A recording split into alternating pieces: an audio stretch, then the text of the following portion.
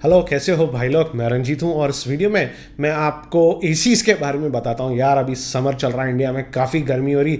अगर आप मार्केट में नया एसी ले रहे होंगे, ये वीडियो देखिए और फॉलो करिए, क्योंकि आजकल एसी में भी दो मेजर डिफरेंट वैरायटीज़ के आपको मिलते हैं।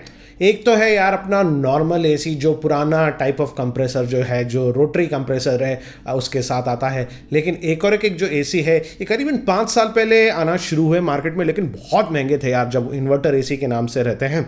ये इन्वर्टर नहीं जो ये आपके बैटरी पे लग के जो है इलेक्ट्रिसिटी देता है, ये टेक्नोलॉजी दूसरी है, उसका नाम है इन्वर्टर एसी, क्योंकि ये डीसी करंट पे चलते हैं। टेक मैं आपको बताता हूँ, ज़्यादा घबराने की ज़रूरत नहीं है। लेकिन आजकल जो है ये इन्वर्टर एसी का दाम भी काफ़ी कम हो गया है। और मेरा जो फर्स्ट इन्वर्टर एसी है, करीबन अगर आप मुझे फॉलो करते हैं, मेरे जो दूसरा चैनल था गीकी रंजीत पे, मेरे पुराने ऑफिस में करीबन 3 साल पहले लगाया था, जब तो काफ़ी महंगे थे। आजकल जो है नॉर्मल एसी समझो आप 4 स्टार 5 स्टार का, और इन्वर्टर एसी का प्राइस डिफरेंस काफ़ी कम हो गया, 20% का प्राइस डिफरेंस है। इन्वर्टर एसी अभी भी थोड़ा महंगा है, लेकिन मैं ये वीडियो में आपको मेन जो डिफरेंस है इन्वर्टर एसी और नॉर्मल एसी के बारे में आपको बताऊंगा। और वैसा नहीं कि यार इन्वर्टर एसी हर एरिया में बेटर है। अगर थोड़े एरियाज़ में जो हमारे पुराने एसीज आते थे, जो रेगुलर कंप्रेसर, जो रोटरी कंप्रेसर के साथ आते थे, वो भी अच्छे हैं, तो उसके बारे में बताऊंगा। क्योंकि काफ़ी यार गलत फहमी है, और आजकल आप तो जानते हो यार, दुकानों में जब आप जाते हो और आप पूछते हो ये सेल्समैन से वगैरह वगैरह, वो तो साले अपना जो सबसे ज़्यादा कमीशन मिलेगा प्रोडक्ट पे वही बेचेंगे। उनको तो मतलब नहीं है कौन सा बेस्ट टेक्नोलॉजी आपको दें। तो बताता हूँ, और पहले हम बात करते हैं हमारे नॉर्मल एसीज़ के बारे में, जो हमारे पुराने कंप्रेसर्स, जो रोटरी कंप्रेसर्स आते हैं, उसके बारे में, ये कैसे चलते हैं।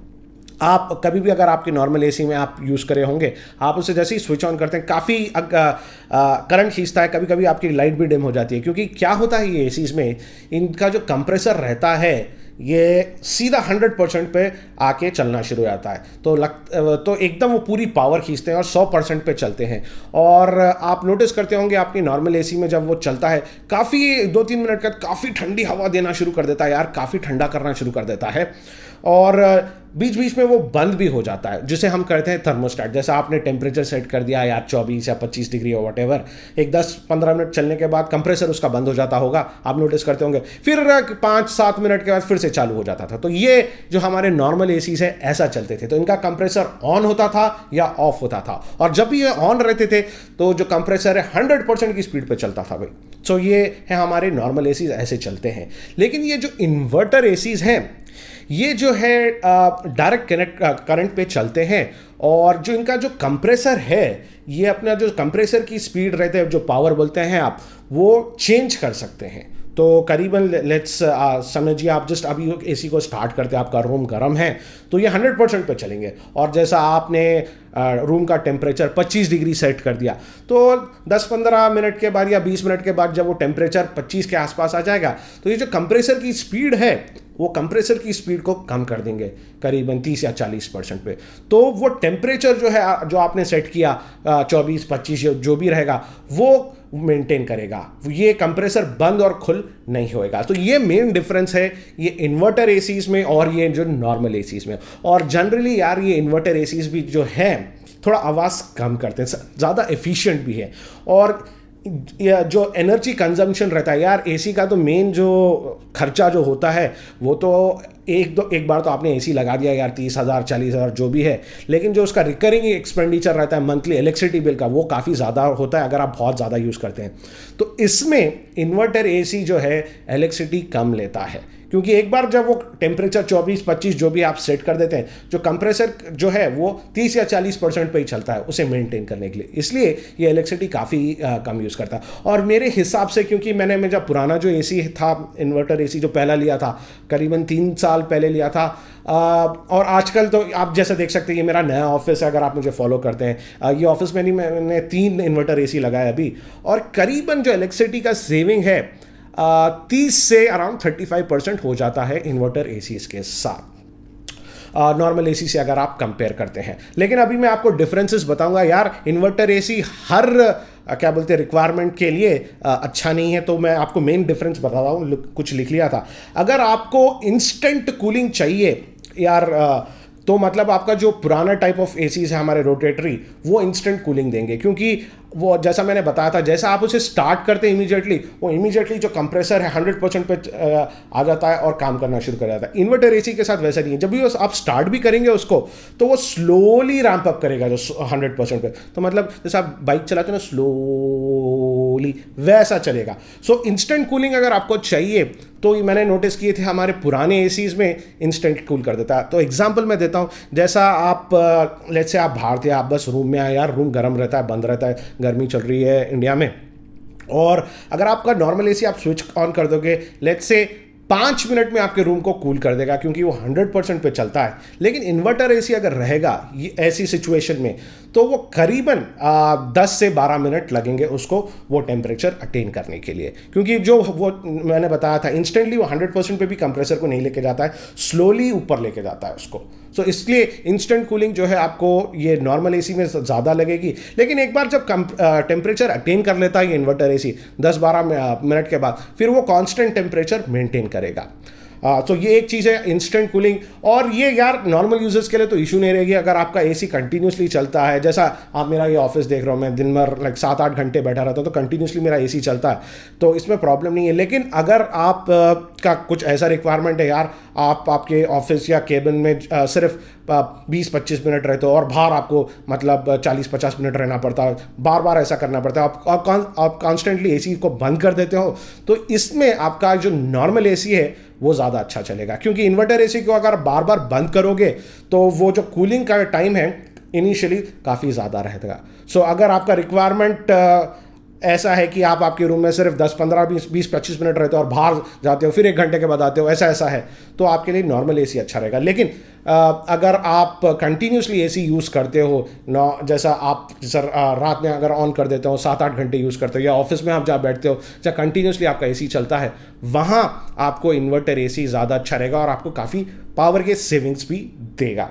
और एक चीज़ जो मैंने नोटिस की है नॉर्मल एसीज़ और इन्वर्टर एसीज़ के बारे में, अगेन जैसा मैंने बताया था आपको, जो नॉर्मल एसी है वो 100% पे चलता है कंप्रेसर, फिर अगर आपने टेम्परेचर जो भी सेट कर लिया ऑफ हो जाता है कंप्रेसर। लेकिन आपने नोटिस करा होगा नॉर्मल एसी में, जैसा आप बोलिए 25 डिग्री टेम्परेचर सेट किए, ये जो टेम्परेचर है 25 नहीं रहता है, इसका वेरिएशन रहता है थर्मोस्टेट। तो आपने अगर 25 भी अगर डिग्री सेंटीग्रेड सेट किया तो एसी का जो कंप्रेसर है नॉर्मल एसी का वो चलते रहता है 23 डिग्रीज तक अगर आप आते हैं जब भी चलता है। इसलिए आप नोटिस करते होंगे जब ये नॉर्मल एसी कभी कभी बंद होने से पहले आपको थोड़ा ज़्यादा ठंडा लगता होगा, क्योंकि ये जो है 25 पे बंद नहीं करता है, 23 तक लेके जाता है और फिर कंप्रेसर बंद हो जाता है। और ये 25 पे जब टेम्परेचर आता है रूम का, चालू नहीं करता, ये करीबन 27-28 डिग्रीज तक जाता है फिर जब कंप्रेसर ऑन करता है। इसलिए जो नॉर्मल एसी में आपको ठंडा एकदम लगेगा, कभी कभी एकदम गर्म लगेगा, उसके बाद कंप्रेसर चालू होगा। सो ये टेम्परेचर डिफरेंस आपको रहेगा नॉर्मल एसी में। लेकिन जब इन्वर्टर एसी जो है उसमें आपने जो टेम्परेचर सेट किया बस वो कॉन्स्टेंटली वही टेम्परेचर के अराउंड रहता है, तो आपको एकदम ये जो ठंडा गर्म का जो रहता है जो नॉर्मल एसी में वो फीलिंग नहीं आती। तो अगर ये भी अगर बहुत इंपॉर्टेंट है आपके लिए तो इन्वर्टर एसी इस हिसाब में काफ़ी अच्छा रहेगा। अगर एक चीज़ है, इन्वर्टर एसी का दाम जैसे मैंने बताया था करीबन 20 से 25% ज़्यादा रहता है नॉर्मल एसी से।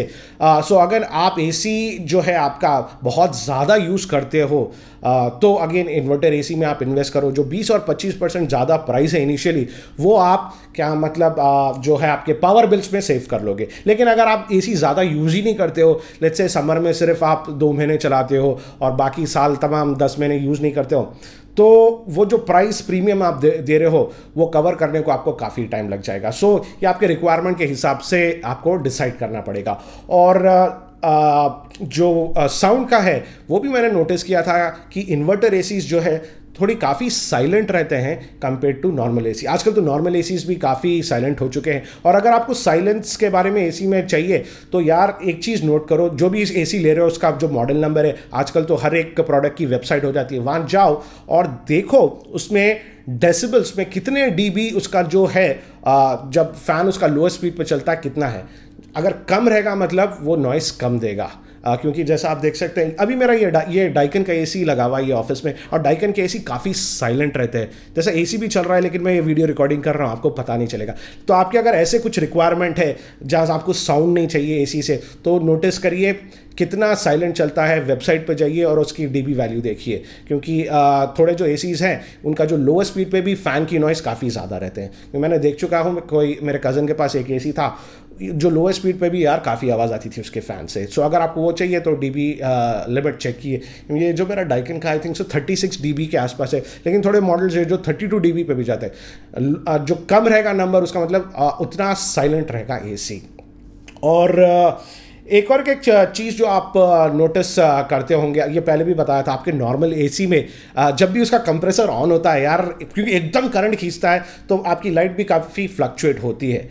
ये मैंने नोटिस किया था नॉर्मल एसीज़ के साथ, लेकिन ये इन्वर्टर एसी में वैसा नहीं होता, क्योंकि इमीडिएटली ऐसा पावर नहीं खींचता। तो जो फ्लक्चुएशन जब होता है, ऑन ऑफ हो रहा है जब एसी कंप्रेसर, वो आपको पता ही नहीं चलेगा इन्वर्टर एसी में। इनफैक्ट आपको पता ही नहीं चलता इन्वर्टर एसी में उसका कंप्रेसर कब चल रहा है या नहीं चल रहा है, क्योंकि हमेशा उसका कंप्रेसर चलता रहता है और काफ़ी साइलेंट चलता है। और तो ये थे भाई लोग मेन डिफरेंस नॉर्मल एसी में और ये इन्वर्टर एसी टेक्नोलॉजी में। और तो आपको डिसाइड करना पड़ेगा आपके लिए कौन सा अच्छा है। वैसे तो मेरे पास काफ़ी एसी से पीछे जो मेरे ऊपर पुराने ऑफिस में थे, घर में लगे हुए थे, पुराने जो थे पूरे नॉर्मल टाइप एसी थे, लेकिन आजकल जो नए एसीज में लगा रहा हूँ वो पूरे मैं इन्वर्टर एसीज चूज़ कर रहा हूँ, क्योंकि मेरा रिक्वायरमेंट जो है यार, जैसा मैं ऑफिस में यहाँ बैठा हूँ 7-8 घंटे कंटिन्यूसली यूज़ करूँगा, तो वो हिसाब से इन्वर्टर एसीज मुझे ज़्यादा बेनिफिट देते हैं। साइलेंट भी है क्योंकि मेरा काम रिकॉर्डिंग का है, तो साइलेंस जो है मेरे लिए काफ़ी इंपॉर्टेंट है मेरे एसी के लिए। सो मैं इन्वर्टर एसी चूज़ करूँगा। लेकिन अगर आपका रिक्वायरमेंट थोड़ा अलग है, जैसा मैंने बताया था, तो मे बी आपको जो नॉर्मल एसी है जो रोटरी कंप्रेसर के साथ आता है वो ज़्यादा अच्छा रहेगा आपके लिए। सो भाई लोग, ये था एक छोटा सा वीडियो जो नॉर्मल एसी और इन्वर्टर एसी के जो मेन डिफरेंस है उसके बारे में। आशा करता हूँ कि आपको ये वीडियो अच्छा लगा। ये भाई लोग मेरा हिंदी का चैनल है, अगर आपने इसे सब्सक्राइब नहीं किया तो सब्सक्राइब कर लो। अभी के लिए तो बस इतना ही, फिर मिलेंगे।